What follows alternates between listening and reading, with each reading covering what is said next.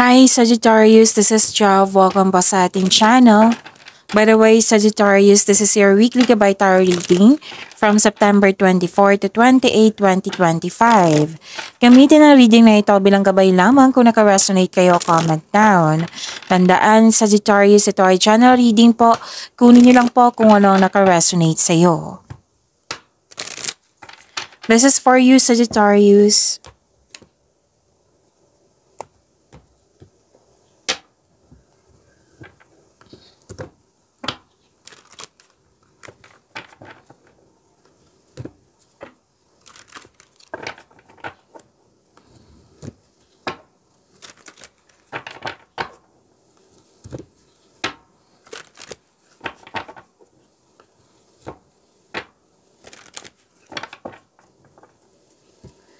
Para po ito sa iyo, Sagittarius.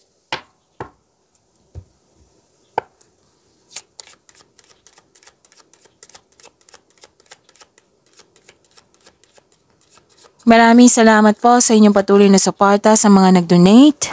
Sa mga hindi nag-skip ng ads, maraming salamat po. Sa mga hindi pa nag-subscribe, subscribe na po kayo at click bell notification para malaman nyo na may bago tayong video. Para sa mga gusto magpa-reading, comment po kayo ng personal reading.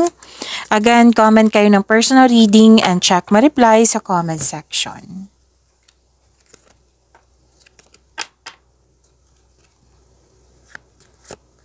Oh, ang ganda naman. Sagittarius, nakikita ko dito na may success. Nag-celebrate kayo. May nagkaroon ng positive outcome and you're very happy. Joy and happiness nakikita ko dito. Any kind of celebration, pwedeng party, special event, meeting, reunion, oo. May travel din ako nakikita dito. Or bibigyan mo ng action yung matagal mo ng plano. Travel, new journey, adventure, or bakasyon. So claim niyo po, ang ganda.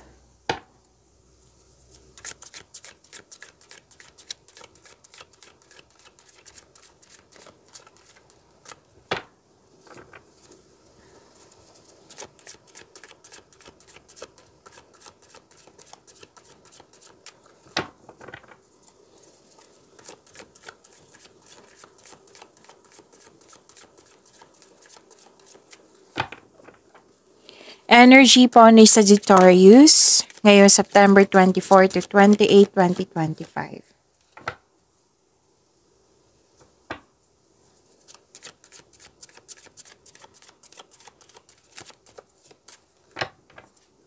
Andito po, okay. Puro offer. Kung may napansin kayo na repeating message, yan po yung pinupush ng card sa inyo. Like for example, nanood kayo sa inyong monthly Gabay Tarot reading, second half of the month of September, daily Gabay Tarot reading, at dito din sa inyong weekly Gabay Tarot reading, at may napansin kayo na repeating message. Yan po yung pinupush ng card sa inyo na kailangan yung bigyan ng atensyon, solusyon, at aksyon kung maaari po. So ano yung energy ni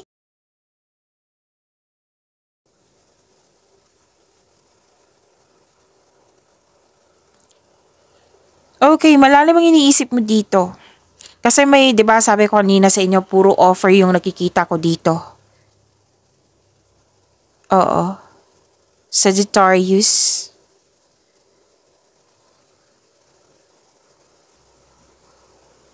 Puro offer, wow. So, may in-offer sa'yo na pinag-isipan mo ng mabuti at may kailangan na piliin. Nag-iingat ka ditong pumili kasi guarded ka na, ayaw mo masaktan, ayaw mo magkaroon ng negative outcome. Pwede itong sa personal life nyo, love life mo, sa career and money, kasi energy to. So most likely yung energy mo nakaspend sa pag-iisip. Naglaan ka ng oras upang pumili ng mabuti. Oo, sabi ni guys sa iyo. Okay? And ang advice ng card dito, wag mong hayaan na anong tawag dito, kasi natagalan ka sa pagpili nang dahil sa mga nangyari sa nakaraan. So wag mong hayaan na pigilan ka ng nangyari sa nakaraan. Huwag mong hayaan na pigilan ka sa nangyari sa nakaraan. Bitbit mo hanggang ngayon. Hindi naman masama na maging wiser. Pero may nakita kasi akong fear dito sa paggawa ng desisyon. So, ibang usapan na yan, di ba? Fear kasi. So, kailangan willing ka mag-move forward. I-let go mo na itong mga nangyari sa nakaraan. At gumawa ka ng konkretong plano. Kasi kung gagawa ka ng konkretong plano, magkakaroon ka ng best decision yan and best choice. Okay? Kung nawalan ka ng gana, sabi ng card, alalahanin mo yung inspiration mo sa buhay para ma-motivate ka. Kasi most likely, hindi ka makagawa ng desisyon agad kasi yun nga, may nangyari sa nakaraan. Let go mo na yung nakaraan para makagawa ka lang ng desisyon.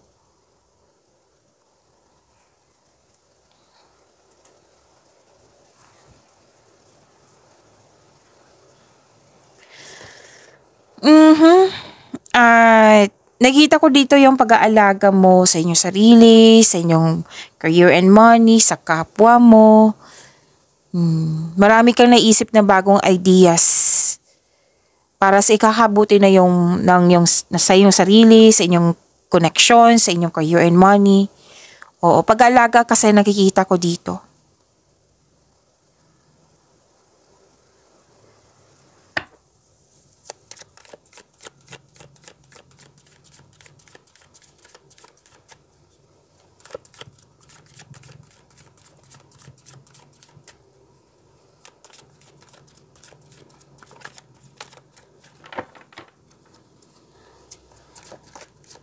Tumalon. This is about your career and money.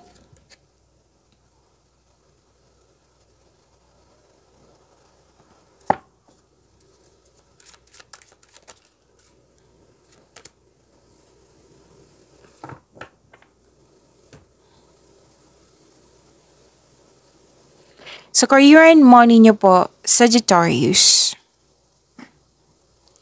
Nakita ko dito na okay. Makinig po daw kayo sa inyong intuition. Umiwas po daw kayo sa toxicity kung pwede po. Kung hindi siya maiwasan kasi andyan siya, like for example, nasa contract ka pa, huwag mong tanggapin yung negative energy niya.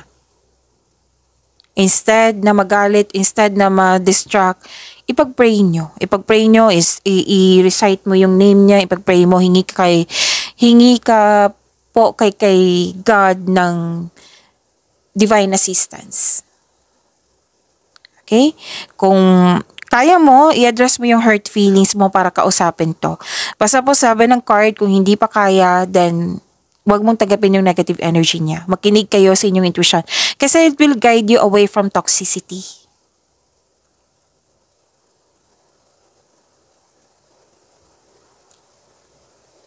Nakita ko din dito Scorpio. Bakit may Scorpio?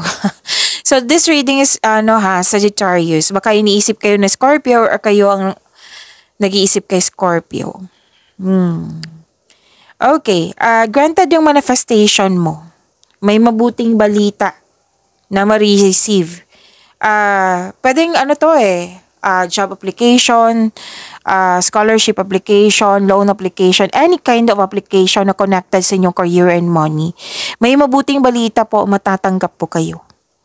Or pwedeng magsisimula na kayo sa inyong trabaho, sa pagsisimula sa negosyo.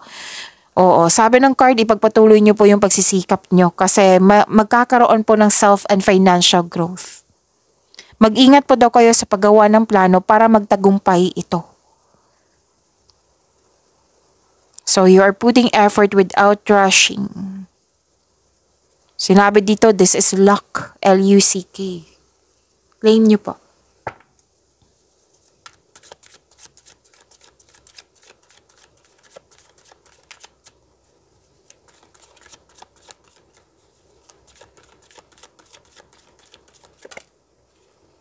This is about your love life, self-love, partnership, and romance. Andito po si Angel of Magic.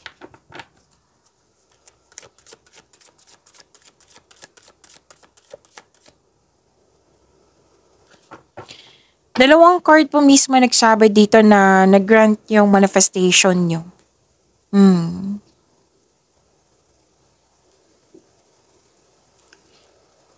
Kasi nag-manifest kayo na magkaroon ng wonderful relationship sa isang tao. Pwede sa kaibigan, partner, family member, kung sino man tong malapit sa iyo. So, your manifest will be granted soon. Pwedeng nag-grant na ngayon. Kasi may sinabi din dito, di ba? Na pay attention lang kayo sa pagbalance sa inyong emotion with your thoughts while remaining grounded and passionate.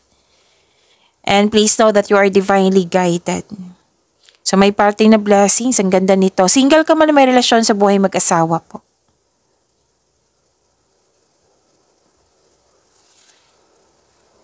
So andito po si Angel of Magic, right? So to attract more blessings, let us say the power affirmation. Let us say, I am a powerful creator.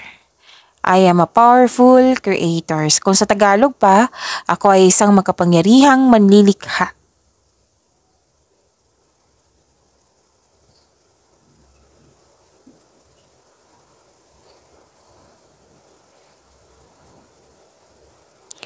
Okay. Sabi ng card, lalo na sa mga single dito, let go nyo po yung worries nyo. Patawarin nyo po yung sarili mo, ang sitwasyon or yung taong na nasaktan ka, sinaktan ka.